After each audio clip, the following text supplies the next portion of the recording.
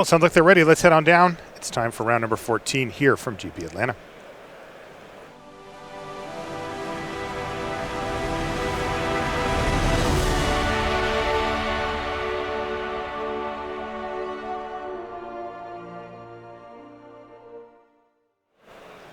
Hello, and welcome back to coverage here at GP Atlanta. I'm Marshall Sutcliffe. I'm in the booth with Paulo Vitor Damarosa, and we've got Yuta Takahashi playing Fairies. He's up against Oliver Tomajko here in round number 14. Oliver's on Storm.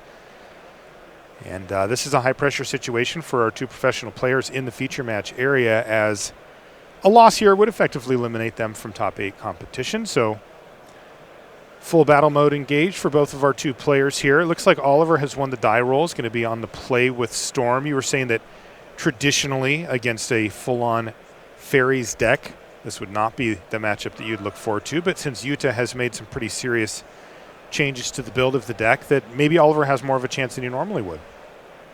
Yeah, it's still not that great for him, but, you know, still, he would rather play against this build, for sure. What are Yuta's primary ways to combat the Storm game plan here? Well, he has 4 copies of Inquisition of Kozilek and 4 Snapcaster Mages. Those can, make short work of Oliver's hand and make sure that it's safe to tap out for a Planeswalker. Something like Liliana of the Veil, by itself is not going to beat any Storm player, but once you pair it with Disruption, then you make sure that they can't really combo you off the turn you play it, and then it starts eating away at their resources, which is very important because their main game plan against you, assuming they don't just destroy you like on turn 3, is to play a lot of lands and play the long game and eventually Passing Flames you out. So if Liliana is eating away at their resources every turn, then they cannot do that. He also has 3 copies of Cryptic Command and 2 copies of Spellstutter Sprite. Those are his counter spells. Spellstutter will almost always find something to counter in this deck. There are a bunch of cantrips and rituals that are very cheap. And then Yuta has a lot of removal spells that help killing Boral and Goblin Electromancer. He has Fatal Push, Hero's Downfall, Cast Down. So those aren't really a good way to win either. Though if Oliver can just play a turn 2 Electromancer or Boral and have that survive, then that would be a good avenue of winning too. We see Yuta Takahashi firing off an Inquisition of Kozilek here and looking at a 6-card hand from Tomajko. It looks pretty stacked up there. He's got a lot of tools, although perhaps a little clunky with 2 copies of Gifts Ungiven already in his hand. Yeah, we're probably going to see Yuya go for Bitter Blossom here, which might prompt Oliver Tomajko to just play, try to find a land, and if he doesn't find it, play Manamorphose to find a land, and then just play a main phase Gifts Ungiven while Yuta is stepped out. Now, what would that do for Oliver? What kind of advantage could he get from resolving a Gifts Ungiven here? Well, the traditional gift pile is 2 rituals, Manamorphose, and Passing Flames, right? And that is what you almost always get if you don't need anything else in particular. It is probably similar to what he would get. Honestly, there is no, super card that he can get that will do something great for him. He could get Boral and Electromancer in the pile somewhere, but that might just turn on Yuta's otherwise dead removal spells. Yuta puts the shields down, as you predicted there, Paulo, and plays a Bitter Blossom. So he does now have a clock online that he can start using to apply pressure to Oliver's life total and not give him forever. Yeah, there is also a card like he could get, for example, Pyromancer Ascension. That would be a very good card to have, but then that's just going to go in the graveyard, and it won't be useful for him in any way because, it can't be brought back with Passing Flames.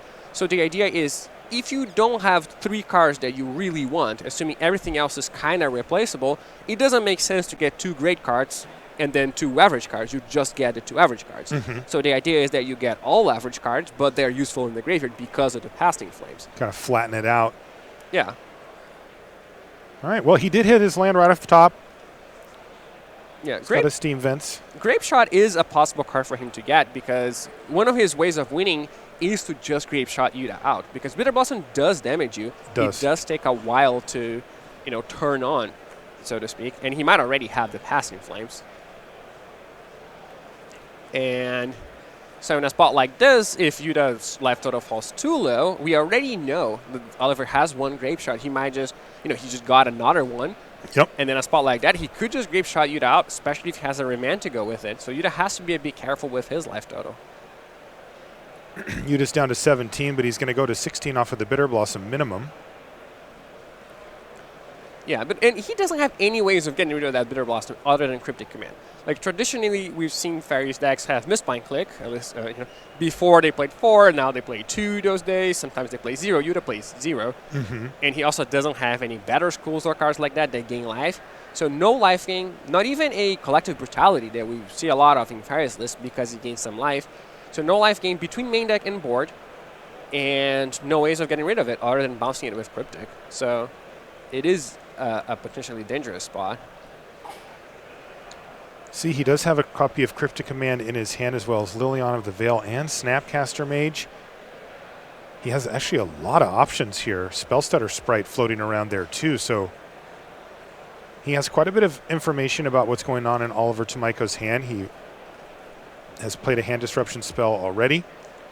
Oh, wow, he went for it. That's very brave. Wow, he's just going for Liliana of the Veil here. Yeah, he knows a lot about what is in Oliver Tomiko's hand. It's not very explosive. He didn't give him any rituals. So he can't just go and tap and cast Passing Flames and win the game here unless he draws something fantastic, and which doesn't look like he did. So this is, I think, a good play from Yuta Takahashi. Because at this point, he had a clock already, right? He had the Bitter Blossom in play, and he has Cryptic, the Snapcaster, Spellstutter Sprite, so he could potentially just wait. It's not unreasonable for him to just play the waiting game here, but he thought, what I have is not fast enough and not good enough that I can just wait every turn. Because playing the waiting game is very dangerous when your opponent can cast spells and you can't. So, in a spot like this, Oliver could just pass the turn, and Yuta cannot use his mana to do anything else. Assuming Yuta passes the turn with Cryptic up, then Oliver just passes the turn back, and Yuta cannot cast the Cryptic, and then Oliver just casts end of turn Gifts Ungiven. And then what can Yuta do? Is he going to counter it and die next turn? So it will put him in a very complicated spot if he just passes the turn every time. His clock is not fast enough for that. So he decides to add a little bit to his clock with the Liliana, and now he's in a position where he can just pass the turn. So instead of having to survive, 6 turns, which is however long it would take to kill Oliver with the Bitter Blossom, he just has to survive 3, and then the Liliana will kind of win the game by itself. It won't necessarily win the game, but it would be very useful. Yeah, make it very difficult on Oliver. Oliver fires off another main phase Gifts Ungiven. This time he got 2 rituals, a Manamorphose, and a Lightning Bolt. Yeah, and Oliver, perhaps to help mitigate Liliana here. Yeah, Oliver can kill the Liliana, next turn. He has 2 Grapeshot and a Lightning Bolt, so if he wants it it will die. But that would be a lot of his resources used. And interesting, he kept a land in hand to discard to Liliana. Yeah, he could have played it this turn. Decided just to keep it around. He's got a grip full of spells now. So Liliana pluses, another fairy hits the battlefield, the other fairy attacks, and Yuta passes the turn back with 4 mana available and Cryptic Command in hand as well as Spellstutter Sprite. So opt here for Tomiko. Yeah, I think Tomiko can go, I believe he has 2 Metamorphoses, or is it 3? It's a lot of Metamorphoses. So assuming he has 2, he can go Lightning Bolt you, that's 3 damage, Metamorphose, then Grapeshot. So Grapeshot is 9 and Lightning Bolt is 3 more. So that's 12. That will put you to 3 life. And assuming that he has a third Metamorphosis, which I believe he does, that would just be the full 14. So Yuta is in a spot where he really has to worry about it. Even though it looks like he's in a commanding position, he doesn't have a very high life total. Sleight of hand, not opt, my mistake there. I'm watching a little too much Standard, I guess.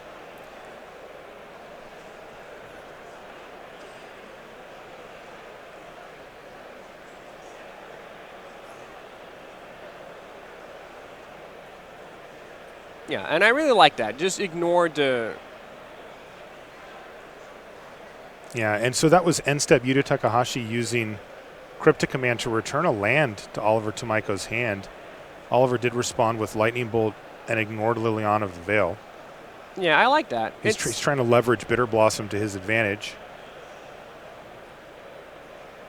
There's 6 loyalty now on Liliana, though. Another copy of Gifts Ungiven. This one's going to hit the bin, though, for Oliver. Yeah, and this is a spot where Yuta knows what he's facing, right? He knows there's a grape shot in Oliver's hand from before, and then he also knows he gave Oliver another grape shot, so he knows there are two. Yeah, Yuta going for a play that you don't see super often, but that can be kind of effective as well. He played Cryptic Command on end step with Oliver on 7 cards already, potentially just forcing a discard. Oliver again fired off the Lightning Bolt instead, but Yeah, Yuta Takahashi is on a mission here, and that mission is just don't get grape shotted out. yep. Right, and he can't stop it now. He already got rid of, he has the ability to get rid of one of them if he wants to. It seems like he would go for the Manamorphose here, which is a bit surprising to me. I mean, Manamorphose does translate into more damage anyway, and it does tax Oliver's mana a lot to cast both grape shots. Like he doesn't have any mana left. And Yuta has a Spellstutter Sprite in hand, so he can stop anything. Even past Inflames here, he has. It will be his 5th fairy, so he can stop with anything. Looks like Oliver's drawn another Manamorphose. Well, he's got a couple of more. Okay, so the Spellstutter Sprite's going to counter the first one, but it's pretty nasty there for Oliver. Yeah, and that is mana goes away. That is another Storm copy. So Oliver could just Grape Shot for 3 here if he wanted, for example. Or he could just start playing more Manamorphoses. I think he only has 1 left. He has a land. Yeah. So even if he draws a Ritual, he cannot cast both Grape Shots. And he has to be worried about his Liliana that following turn. So Taking away half of his mana base? Or would it just continue to plus? I think it depends on what happens here. I think there's a chance Oliver doesn't give it doesn't let that happen, just deals 1 damage to the Liliana. So this is Storm count 4. 2 Manamorphoses and 1 Spellstutter Sprite so far. He's got 2 mana floating, so otherwise his hand is Baral. And 2 Grape Shots plus a land, so he can Grape Shot or Baral. Yeah, not very useful here. No, not really. Yeah, and things have kind of fallen away from Oliver. He could just clear the board. Is he going to have to just kill 3 or 4 creatures here? He could do that, but that doesn't accomplish anything. Yeah. There's not much that he can do that actually does accomplish something.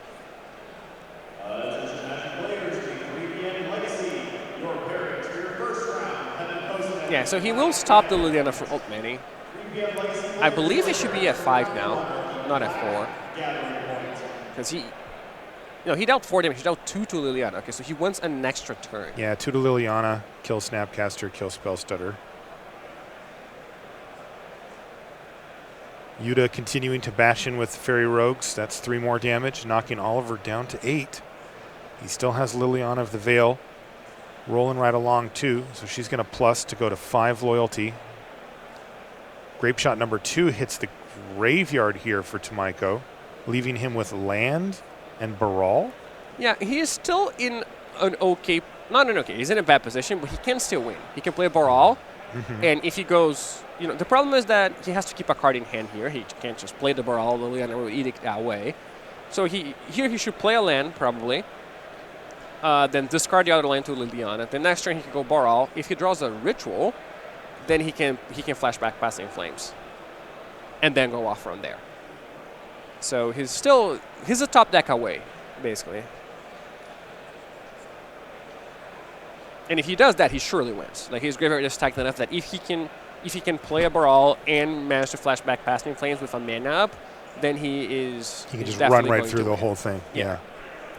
So in the position, it looked very bad for him, and it is very bad, but he does have a 1-turn window to win the game, which he bought himself by playing the Grape Shot, dealing 2 damage to the Liliana instead of just 1. So it was a really heads-up play from him. Yeah, very smart there from Oliver Tamaiko. Oh, wow. Whoa. Oh, I guess if he draws a Ritual, he can just use that to flashback the Passing Flames anyway. Okay, sure. And still have the mana left over. But it didn't happen for him there. Gave himself the best shot that he could, but Yuta Takahashi was able to apply just enough pressure on just enough angles to Oliver Tamaiko, and that resulted in him picking up game number 1. So, in this elimination game, both players at 11-2 in a 15-round Swiss tournament, especially one that has 1,500 plus players, which this tournament did here in Atlanta, Third loss is doom. You are not making the top 8 with the third loss on your record. So Yuta Takahashi is just one game away from keeping his hopes alive of making the top 8 with this Fairies deck and knocking out the young American Oliver Tomajko.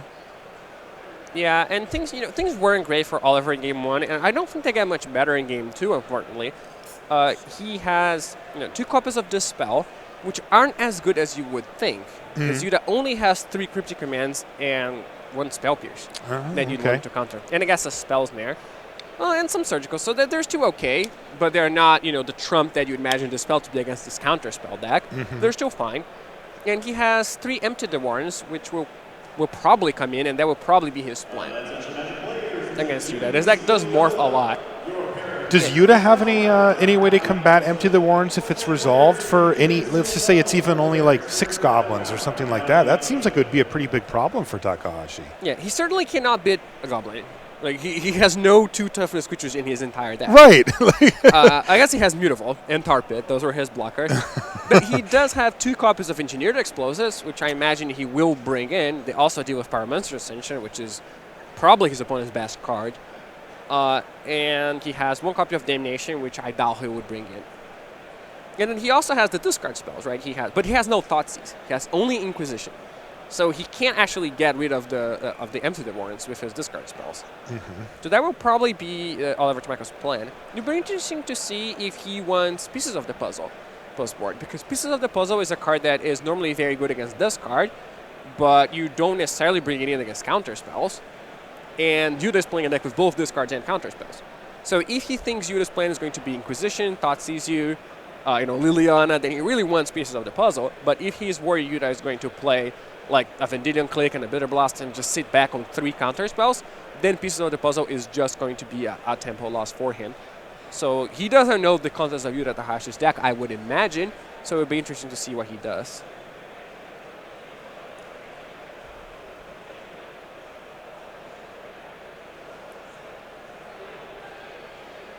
And yeah, past that, like there is Anger of the Gods, for example. If you look at that board and you are like, wow, 4 fairy tokens, Spellstarter's Pride, Snapcaster Mage, I want this Anger. And you really don't.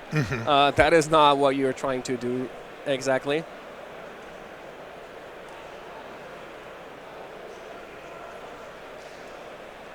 So yeah, there's a different angle for Oliver Tomajko's deck, basically, but not one that I think will be much more successful. It will be more successful, but not overwhelmingly so. And there's also the chance that, Yuta has cards to bring in, but he has to take stuff out. It's not going to be, the counter spells. It's not going to be discard. It will probably be the Jaces, I imagine. You don't want to tap 4 mana for those. Too clunky. Yeah, but you also take out Hero's Downfall, and you might take out Cast Down too, so that limits the number of removal spells you have for a card like a Baral or an Electromancer. So Oliver could realistically just play a turn 2 Baral and have that go unanswered for a while, and then ride that away to victory. But it's not likely. Let's say that. It's more likely than in Game 1, because there will be fewer removal spells, but it's still not, a plan you would want to rely on. All right, players just finishing up with the sideboarding and shuffling and such, so hopefully we'll be underway shortly.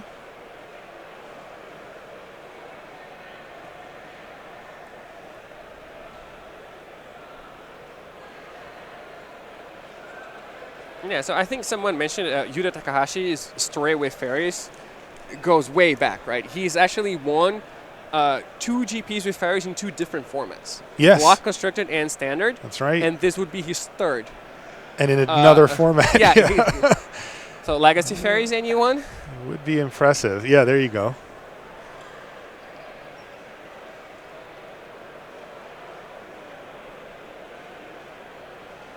Okay, Oliver Tomajko kicks things off with a Spire Bluff Canal and a Serum Visions before, looks like he topped. Nice. Passes the turn back to Yuta. Yeah, and we see still there's Grape Shot in there. Sometimes people take out the Grape Shots, or a lot of Grape Shots, for Empty the Warrens. But it is not, it's still a useful card. There's that Brawl on turn 2 that you talked about, though Nile Spellbomb from Yuta Takahashi could be annoying for Oliver as well going down the line. Yeah, that stops the passing flames. Oh, and look at this. Fatal push. He's going to shove Baral right off the edge. Yeah, and Oliver doesn't even get to untap with it. Here, Yuta, he played an untapped dual lane, so he took 2 damage for that. And that tells Oliver something. Normally, if you're playing a matchup where, life is completely irrelevant, then yeah, your opponent can just do that and not pay for that. But I don't think this is that matchup. I think he could realistically get grape shotted out if he loses too much life. So I think playing that thing untapped with very low chance of using the Spell Bomb, which you can use anyway, even if you don't have black mana. That's right. You can just tap it and sack it. Yeah, I think that was really, telling Oliver that there was something coming here. And there was. It was a Spell Pierce on the Manamorphose. Yeah. And now Liliana the Veil's on the battlefield once again. Yeah, and this is the worst gifts because he had to use a ritual for it. Yeah, he played Pyretic Ritual and then played Gifts Ungiven. So he would really like to be able to, to get the Empty the Wardens here, but there's no way for him to really do that. Yuta can just throw it in the graveyard, and he cannot access it because of that Spell Bomb. So he has to get cards to try to find him the Empty the Wardens. His plan right now is Empty the Wardens.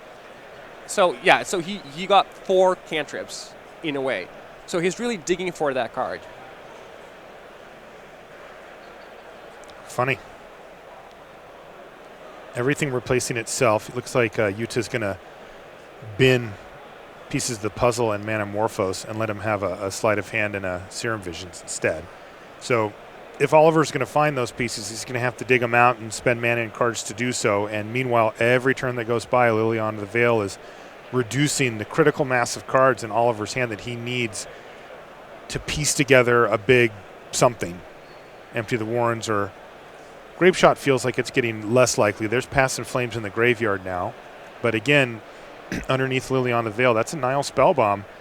And anytime Yuta wants, he can tap it and sack it to exile Oliver Tomiko's entire graveyard. He can also pay a black mana when he does so to draw a card if he happens to have that available, but he doesn't need it. So Sleight of Hand to kick things off here for Tomiko, who's on that plan. Dig, dig. He sees a land and another Sleight, so he's just going to take Sleight of Hand and go deeper. He's got an additional one of those in his hand, too, so he's going to be able to see a lot of cards this turn, no doubt about it. That was Empty the Warrens going into his hand, and now Serum Visions to kind of finish things off. And it looks like a Pyretic Ritual off the top. So we may be able to see a relatively large Empty the Warrens next turn, depending on what his hand looks like by the time he gets to untap. Yeah, it would be interesting to see what Yuta Takahashi does here, because he has a Snapcaster Mage, and he can either go for... Oh, I guess he doesn't have Inquisition in the graveyard. Never mind. There's just 2 Fatal Pushes. Yeah. And a Spell Pierce. So yeah, he will probably just discard whatever he draws, regardless of what it is, and then leaves Snapcaster Spell Pierce up, which could, will disrupt Oliver's plan of going Ritual into Empty the Warrens. Because if you just gets the Ritual with the Spell Pierce, even if Oliver can't pay, that will not be enough for the Empty the Warrens in his hand. Is Yuta considering just using his Spell Bomb here to get the card out of it? Yeah, that's exactly what he's going to do. So that exiles Oliver Tomiko's entire graveyard. And now Yuta's back to business. Ooh, Spellstutter Sprite. That could stop the proceedings. Yeah, we're probably just going to see Liliana go up and the land being discarded here, and Yuta will just pass the turn. There's no reason for him to do anything. He already has enough of a clock in play. Mm-hmm. Land off the top for Tomiko. He discarded Grape Shot. He's decided that Empty the Warrens is the way that he's going to win this game if that's what's going to happen here. Yeah, I think we'll definitely see Yuta fighting for this. It will probably be the Spell Pierce. Yeah, you're right. Spell Pierce while the shields were down, although Sleight of Hand from Tomiko's follow-up, so he has to keep waiting. He's going to take Desperate Ritual. Yeah, and now pass. He's going to leave that land in his hand to discard to Liliana. Yeah, now he'll discard the land, but at this point I think it's too late. Even if he manages to resolve the Empty the Warrens, we know he won't, but if he does, it will be for 4 goblins, and that is just not going to beat the board. No. Even 6 goblins wouldn't beat the board here, I don't think. Yeah, the Bitter Blossom's had its time to do some things. It's already going to have 3 tokens on Yuta's next turn. Yeah, Serum interesting. Visions now for Tamaiko. Yeah, Tamaika could have just played Ritual into empty, but he realizes that 4 Goblins is not going to do it. So he plays the Serum Visions trying to find a mana source off of that. Oh, and that's going to do it right there. Spellstutter Sprite counters the Desperate Ritual and earns the concession there from Oliver Tamaiko. Yuta Takahashi is still alive with fairies here in Atlanta. He moves to 12-2. One more round to go after this. Now he's going to probably have to win it, although there may be a chance for him to take an intentional draw. Yeah, that's We'll have to possible. see. He'll be able to look at the standings and find out, but we could see in the top 8, Yuta Takahashi going for the trifecta over a course of 10 years, standard block and then modern with Fairies deck. We'll keep an eye on that story and more as we come back. We're going to take a short commercial break. When we come back, we'll have Time Walk for you here from Atlanta. Don't go anywhere.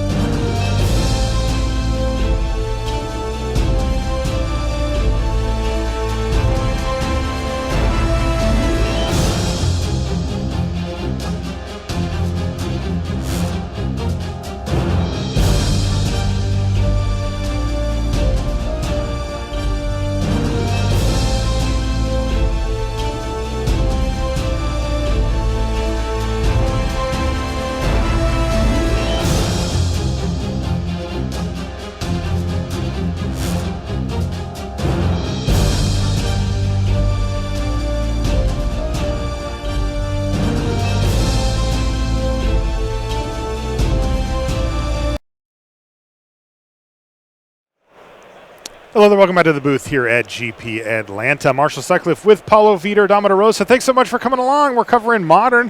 We just got to see Yuta Takahashi move one step closer to perhaps a top 8. He might have to play next round to find out. But in our feature match area for Time Walk, we've got Yam Wing Chung. He's playing against Roop Mitsa, and that is Dredge in the hands of Yami. And he's playing against Mardu Pyromancer. So let's head on down.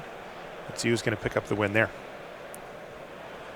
Game number 1 here. Yam is on 11-1-1, so 34 match points against Roop, who's on 11-2 for their record. So looking pretty good for Yam with the win here, right?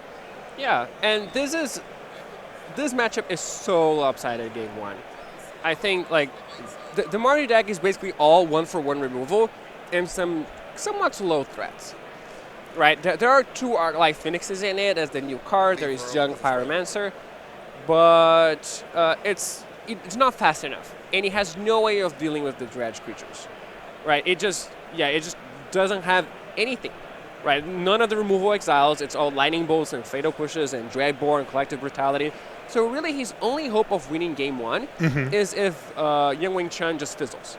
Right. Okay. We saw a game of Dredge a while ago, Dredge against Martyr, and Dredge didn't do anything, even though Martyr wasn't disrupting it in any way. It was just very, very slow from the Dredge part. He dredged 3 cards, hit nothing, dredged 3 cards again, hit nothing again. And that is the only way a Martyr Pyromancer can realistically win game 1. It's one of the more lopsided matchups that we'll see. Yam decided to go kind of half and half here. He put a prized amalgam into the graveyard as well as a Stinkweed Imp to sort of get the ball rolling. He did have another prized amalgam in his hand. Yeah, he was deciding between 2 Stinkweed Imps or Imp plus prized amalgam. And here is the spot where Roop Mitsa actually would rather take nothing if he could. Because you're just giving your opponent more stuff. Like those Life from the Lowlands are better in his hand. For the Mardu deck than they are in the graveyard, but you have to take something. You do. You do not have a choice. You can't say no. So Rupa is going to go for Life from the Loam. And you never really want to put a Dredger into the graveyard of your Dredge opponent, but he's already got Stinkweed Imp in there anyway, the better version. So here's what we're going to see him dredge for his draw step. Dredge 5. Oop, there's a Bloodghast and another Faithless Looting. So he's hitting something. Oh, and an Archamoeba too. Hello. Yeah, and he didn't hit, obviously he didn't hit a green mana because he didn't draw a card. Right. So he can't cast a Life from the Lolan, and he will probably not be able to cast that Faithless Looting next turn unless he just draws. But I think we'll just see a Life from the Lolan dredge from him here next turn. Boy, you weren't kidding about this matchup. This looks terrible for Rupa. He's just Thoughtseized to basically lose 2 life and help out Yam. Yeah. And now he's facing down 6 power in a deck that's full of 1-for-1s. Yeah, what he needs is Young Pyromancer. Yeah. That is the card that will buy him enough time to play a Battle Unraveler and then maybe a Lingering Souls or something like that. Faithless Looting is not nearly as good, let's put it that way. Right. Yeah, also it's not a Young Pyromancer, and this is a turn that he would ideally like to get it onto the battlefield here on turn 2. So Rupa finds himself significantly behind already. Yeah, Plays a Bloodstained Mire and passes. I think he, next turn is probably his limit, so to speak. If he doesn't draw Young Pyromancer next turn, then he's in trouble. Wow, Young Pyromancer drawing a card, he really needs that to be a land. Though Conflagrate isn't that bad either. It does take a very long time. I would imagine we're going to see Conflagrate for 0 here. Okay. And it does take 2 turns of setting up. Yeah, this one and next one. Rupa getting a basic mountain, so perhaps he's got a Lightning Bolt to stem the bleeding a little bit from that prized amalgam. Bzz. Fried Zombie back on the menu. Yeah, and he knows most of what is going on, right? He knows what Young Wing Chun drew every turn, except for that last one.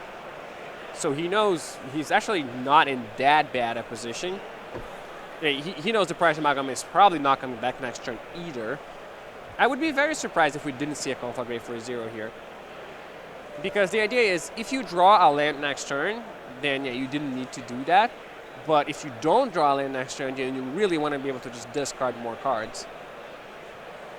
Doesn't really have anything else to do anyway, so Conflagrate for nothing, and it goes. There's land number 3 from Rupa. And we might see a Blood Moon, which won't accomplish much. No. In fact, it's arguable whether you even want to play that Blood Moon, because you have Lingering Souls in your deck, and then it'll be hard for you to access the white mana that way. But Metze's going to play it, but didn't do a ton here. Land number 3 for Yam would be nice. He does have 2 copies of Faithless Looting floating around in his graveyard. yeah, he might choose to dredge now, because he would just discard his whole hand. Because he's planning on doing that anyway.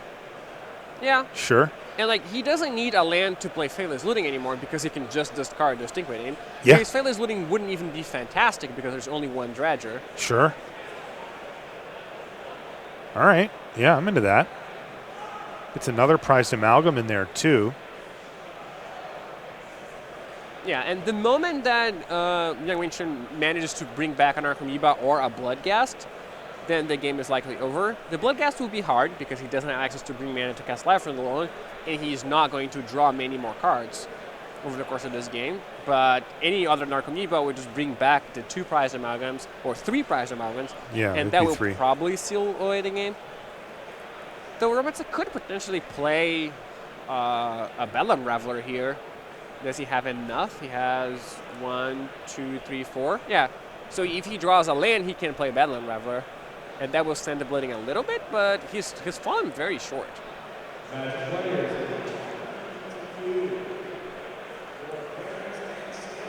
Rupa's down to 6. What can he do? Oh, Cast Nahiri. Nahiri off of a basic plains. Okay. Exile the Bloodghast. Okay, okay. That was kind of interesting. We're doing something. Yeah.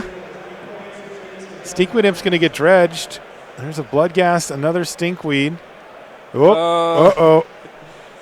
Creeping Chill. Crippin' Crippling Chill So yeah, is going to take half of Rupa's remaining life total away from him. yeah, and that is going to be. And that's game, yeah. So 2 more off of Conflagrate plus 1 from the Narcomoeba is Xaxes. And Yam takes down the, as you predicted, relatively straightforward game 1 from the Mardu Pyromancer deck. Now, look at this. Both players with Leyline of the Void on turn 0. It is funny.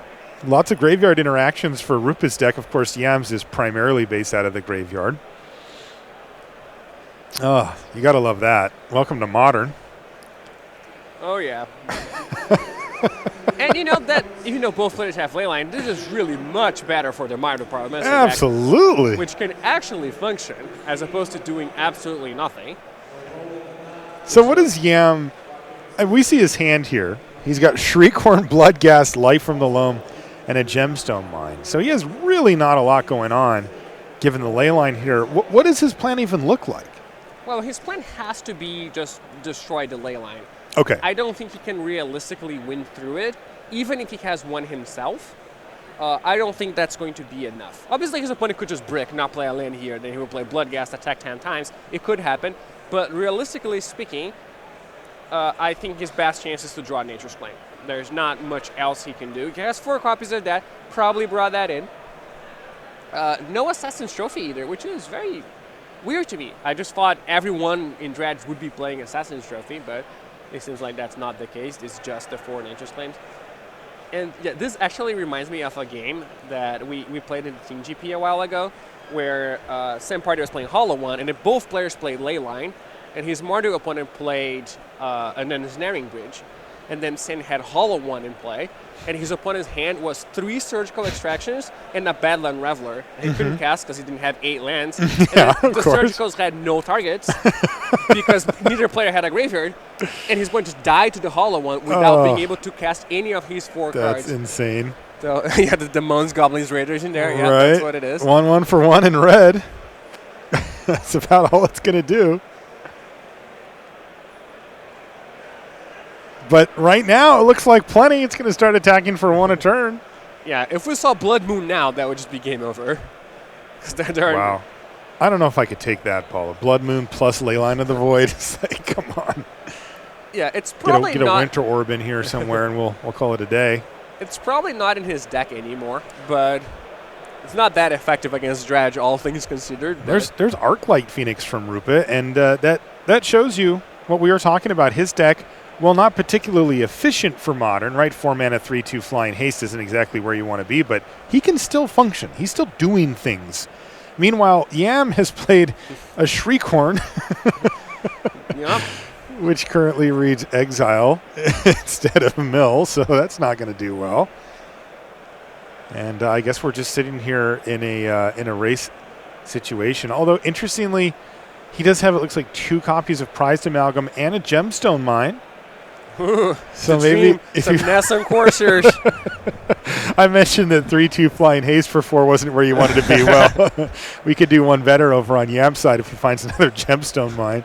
Yeah, and it has to be Gemstone Mine. Oh, it has to be a Black Source at least. If he finds Mountain, he can't even play them. Yeah. And here's another new card that's been making a lot of waves in Standard, but I think it is the first we see of it in this tournament. Yeah, Experimental Frenzy. I haven't seen that yet. Seems super powerful, though. Oh, it's a very powerful card. And it doesn't surprise me that it sees play in these older formats because it's the card that lets you play a ton of cards. The cheaper and better your cards are, the better this card will always be. So you don't want to play it with 8 drops, you want to play it with 1 drops. And the best 1 drops are in older formats. Yeah, the older you go format-wise, the cheaper the cards tend to get, and Modern's no exception.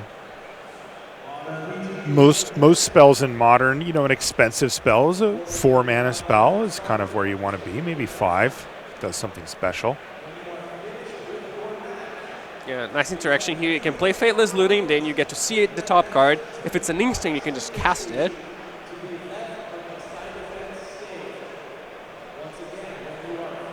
By the way, Yam decided to just run out Stinkweed Imp. Yeah, one of his better plays. Yeah. At this point in the game. Kind of is. And you see, he had a fetch on him. He didn't search for Blood Crypt, so he has no interest in casting those Prized Amalgams.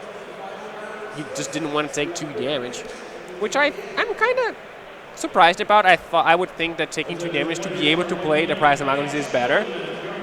But maybe he knows his best chance is just finding that Nature's Claim, so he wants to buy himself as much time as possible to do that. Okay. And he thinks he's not going to win by just casting Prized Amalgams, so might as well not take the 2 damage and hope for the Nature's Claim. Thoughtseize is going to exile one of the Prized Amalgams. Stinkweed Imp, though, holding back Arclight Phoenix. Perhaps.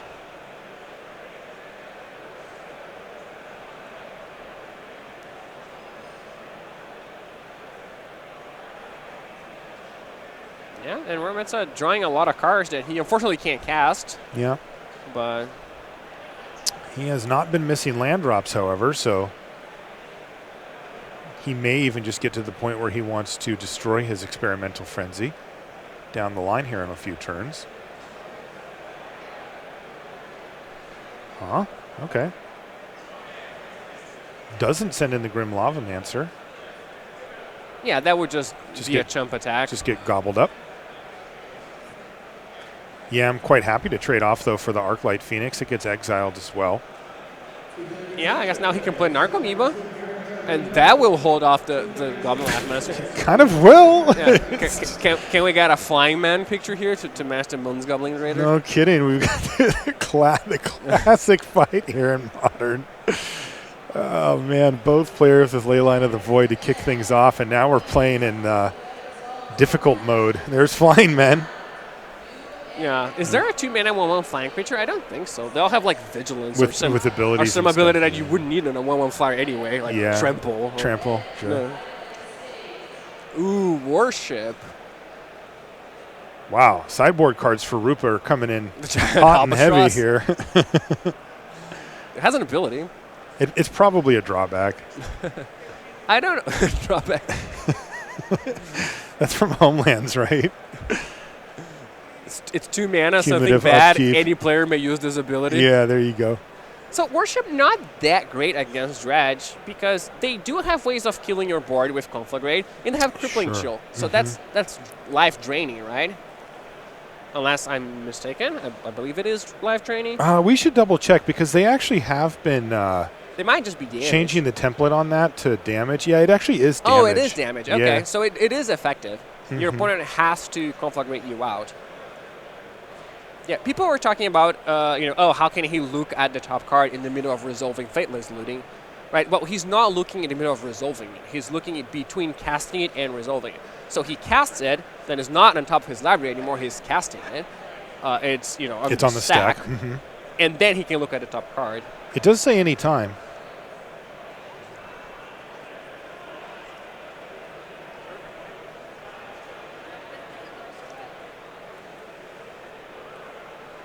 Oh, wow. Chat really did it. The What, elk 801.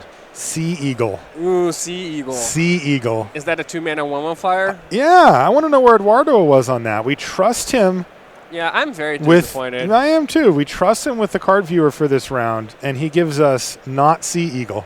Yeah, and it's not like It's it's not shocking, like he had honestly. to come up with it. We were just like we explicitly told him what we wanted, and then he came up with the albatross. There it is, the Sea Eagle. Which, by the way, is already gone. You see Yeah. the Narcomoebas in You're the too late. It doesn't matter anymore. Boy, look at that lineup, by the way, of enchantments now for Rupa. 2 Leyline of the Voids, a Worship, and an Experimental Frenzy. Just going nuts. Make it 3. Yeah. Now with all those ley lines, I don't even know why we're still playing here. Honestly. Right, because before the game plan was to try to find just a single copy of Nature's Claim, and now that's not going to work at all. Yeah. I mean, you could think, I'm just going to conflagrate this young pyromancer for 1. And everything would be great, but there's still that experimental frenzy in there. Yeah, and he has generated a lot of value off of that as well. You see all the land drops that Rupa has been able to hit and even take advantage of by casting these 4-mana spells from his hand. And Yan Wing Chung says, "Okay, I've seen enough." And we Thank did. you. Thank yes, you. thank you, Yan. We did get to see though the interesting broken synergy there. Both players starting with Leyline of the Void, but it really put the screws to Yan Wing Chung. He just couldn't do anything while Rupa still was able to go. And here it is again. Turn 0, Leyline of the Void for Rupa Metse. So, looking good. Yeah, and only 3 ley lines in his deck. So All right. it is what he needs to win, right? It's very hard for him to win without that card. And so I'm Is there a not Nature's surprised. Claim for Yam, though? That's the question, because he's got the land. I don't think there is. In hand, at least. Like, when you play Dredge, you have 2 approaches. Oh, there is one. There's yeah. one right there. You have 2 approaches to how you play your sideboarded games. The first approach is, well, they only run 3 or 4 copies of a hate card, and I'm going to win game 1, and drawing 2 them in both sideboarded games is unlikely, so I'm just going to hope they don't have it. Right, that is one approach that it is viable, I think. The other approach is, well, I'm going to put Nature's Claim or something like Nature's Claim in my deck, because if they have Leyline, all I need to do is kill it, and then it doesn't matter what the rest of my deck is, even if it's worse by having Nature's Claim in it. If I don't lose to Leyline, I'm not losing to anything. And I think this is a matchup where this is true. Like, Okay. this is a matchup where his opponent needs the Leyline, and his opponent, knowing that, will mulligan for the Leyline. And, we saw someone mulligan to 1. Yes, we did. we 2 rounds actually ago. did earlier today. So people know when they need that ley line. So the chances your opponent has it are bigger than normal because they will actively search for it. And if they don't have it, then you could draw 2 dead Nature's Claims and it's not going to matter because your game plan is good enough. So it's not a spot like we saw yesterday, a player with blue-white bring a resting piece against a Death Shadow deck, and they drew 3 resting pieces, and then they did nothing because they drew 3 of a card that was redundant. But in a case like this, even if he draws 3 Nature's Claims, he's still going to win. Well, big swing of events there. Yan Wing Chung with the Nature's Claim to kill the Leyline of the Void, and now his graveyard is unlocked. And he's resolving a Faithless Looting. And we see where this goes. Yeah. Get a dredger or some value creatures in the yard, and off to the races goes Yam Wing Chun. Let's see what he ends up putting in there. It looks like 2 value creatures, an Amalgam and a Bloodghast. Passes the turn back. Yeah, and I don't think he has a land. So he's just trying to draw a land here. Well, neither player has a land. You're right. It's like the ley line from last game. Yeah, they're playing on hard mode. There's no doubt about it. Stinkweed Imp was the draw. Whoa! Easy there. Well, since it's, I wasn't sure whether I would cast it or not, but a signal from heaven, I will accept it. I'll take it. He's going to go ahead and conflagrate. Is that for outside 0. assistance, Marshall? No, that's legal. 0 though was the price, so he puts that in his graveyard. It needs a land here. Oh my God, I can't deal with this back drawing. You don't the slow rolling himself? That does not work for me. Yeah. Hey, you had to play against this guy once. He did that in your match, did he not? He did. It wasn't great, but then the other things made up for it. You didn't mind the rest of that match, right? Oh, here's Inquisition. Is this going to end up backfiring on Rupa here? Oh, it looks like there's a Nature's Claim he could take to not have everything else. I think Yam just wants in his graveyard. Yeah, well, the Narcomoeba could go too. Sure. Yeah, Inquisition, not a great card against Dredge when you are in the draw. When you're into play, you can take Fateless Looting, then, that's better. But being on the draw, not so great. But if your game plan is Leyline, they might not Nature's Claim turn 1.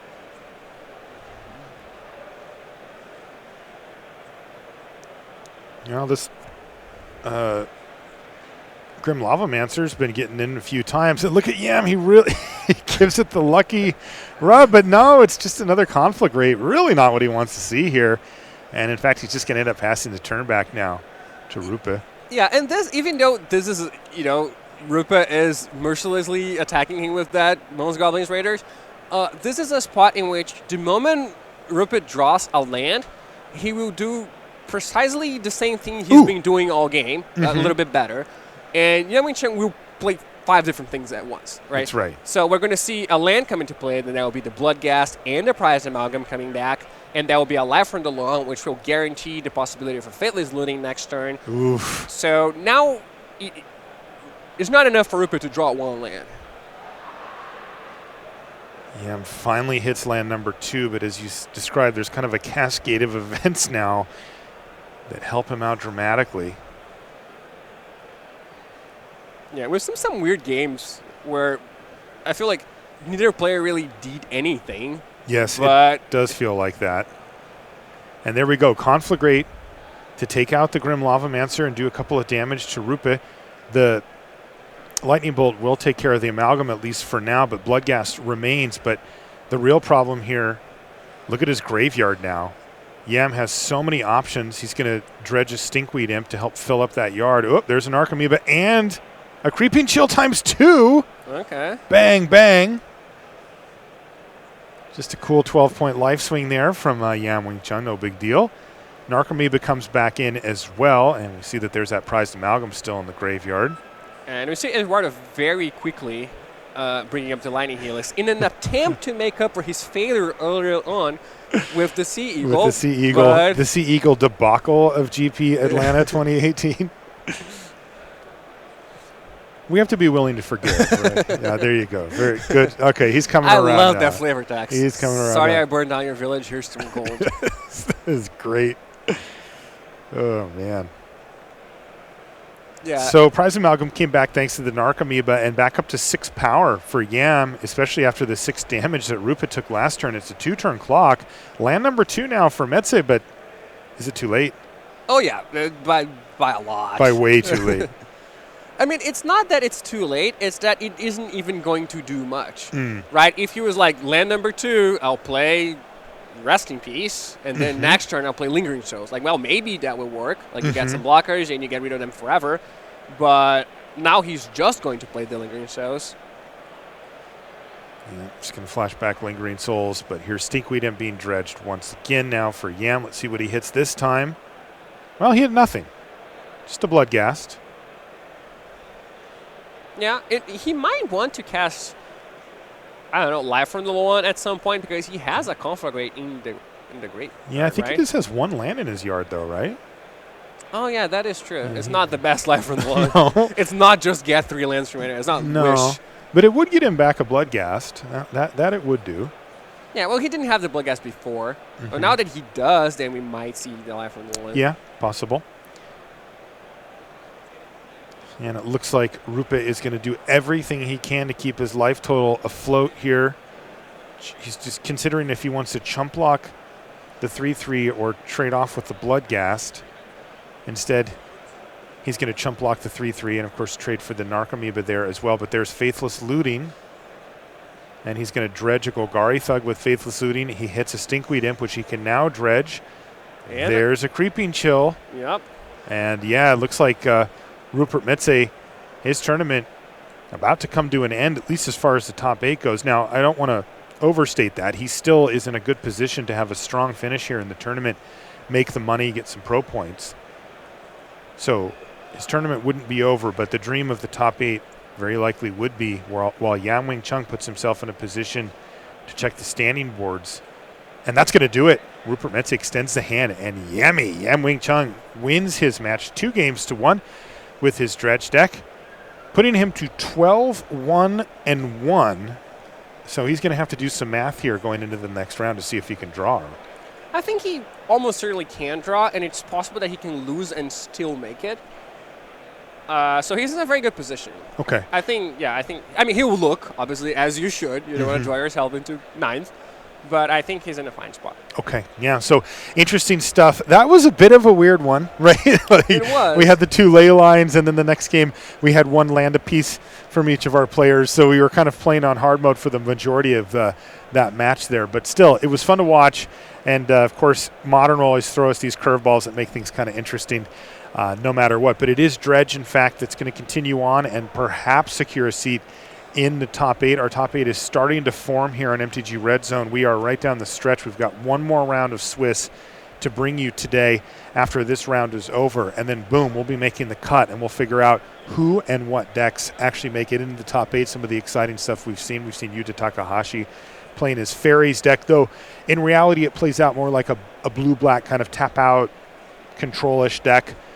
With a fairy sub-theme rather than the kind of thing you might imagine when we say that. But instead, he's doing really well. Probably is going to need to win this last round. Perhaps could take a draw depending on how things shake out for him too. But it's exciting to see. You mentioned it. He won a GP with fairies in block constructed and standard. And he's looking to scratch Modern off that list here this weekend as well. Yeah, it's pretty exciting. And it's pretty nice to see a deck evolving like this, right? A deck that, it's a lot of the cards are the same from block constructed. So imagine how good it was in block if it's still same playing Modern. That's right. All right, well, we're going to take a short commercial break. When we come back, we'll have more from GP Atlanta. Don't go anywhere.